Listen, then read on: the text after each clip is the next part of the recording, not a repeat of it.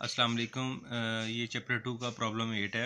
इसमें केसीएल की इक्वेशन में मिनिमम कितनी रिक्वायर्ड हैं ये पहले पार्ट में ये पूछा हुआ है। दूसरा केसीएल की इक्वेशंस हमें मालूम करनी है और फर्दर उनको मैट्रिक्स फॉर्म में लिखना है। तो ये हमारा गिवन सर्किट है। इसमें ये देखें, हमने ये कंसिडर कर लिया कि ये पोर्शन ये हिस्सा ग्राउंड है तो इसका पोटेंशियल है 0 वोल्ट। जब यहाँ पोटेंशियल 0 वोल्ट होगा तो यहाँ वीएस हो जाएगा क्योंकि ये वोल्ट सोर्स लगा हुआ है। अब नोड्स कितनी बनी, 1 2 3 और ये 4। यहाँ का वोल्टेज आपको मालूम है 0 वोल्ट है, यहाँ का वोल्टेज आपको मालूम है वीएस है। और अब ये ए और बी, ये 2 पॉइंट रह गए हैं जहाँ का वोल्टेज हमें अननोन है। तो हम इसका वोल्टेज मालूम करते हैं। तो ये देखें, 2 हमारी मिनिमम इक्वेशन रिक्वायर्ड है टू स्पेसिफाई कंप्लीट सोल्यूशन। ठीक है जी।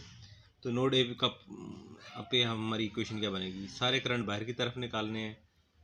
We A minus 0 divide by R4, V A minus V S divide by R2, V A minus V B divide by R3 equal to 0। तो ये देखें, ये हमारी equation आ गई। ठीक है जी, नोड ए पे। अब नोड बी पे आ जाएं। नोड बी पे हमारी जो इक्वेशन है वो क्या बनेगी, यहाँ से देखते हैं। V B minus V A divide by 3, V B minus V S divide by R1, और ये करंट बाहर की तरफ जा रहा है तो प्लस आई एस। ठीक है जी, ठीक हो गया, प्लस आई एस हो गया।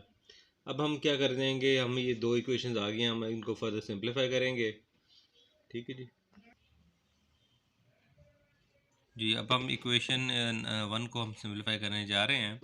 तो ये देखें, V A divide by V 4 कर दिया, 0 ख़त्म कर दिया, और R2 को दोनों के नीचे डिवाइड करा दिया। R2 को देखें हमने दोनों के नीचे डिवाइड करा दिया। इस तरह R3 को हमने दोनों के नीचे डिवाइड करा दिया, दोनों के नीचे डिवाइड करा दिया।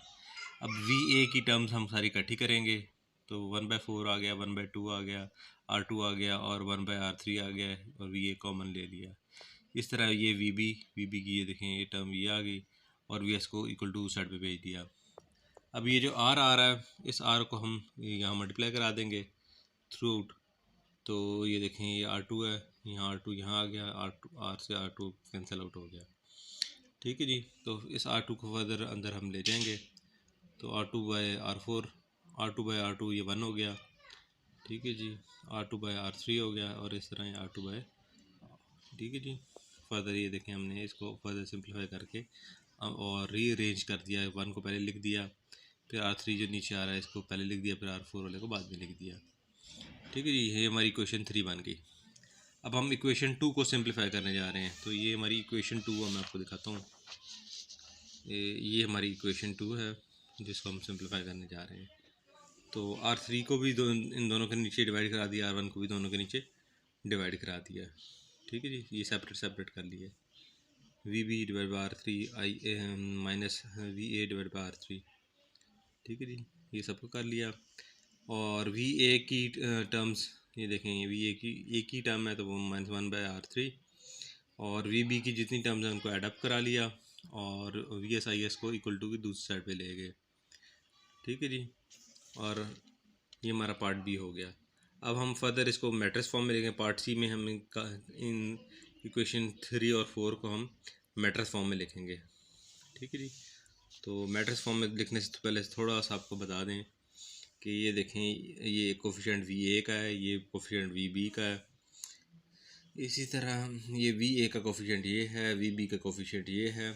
अच्छा, इक्वल टू की आप दूसरी साइड पे, अब यहाँ वी एस का कोफिशिएंट 1 है, यहाँ वी एस का कोफिशिएंट 1/r है, और यहाँ आई एस का कोफिशिएंट 1 है।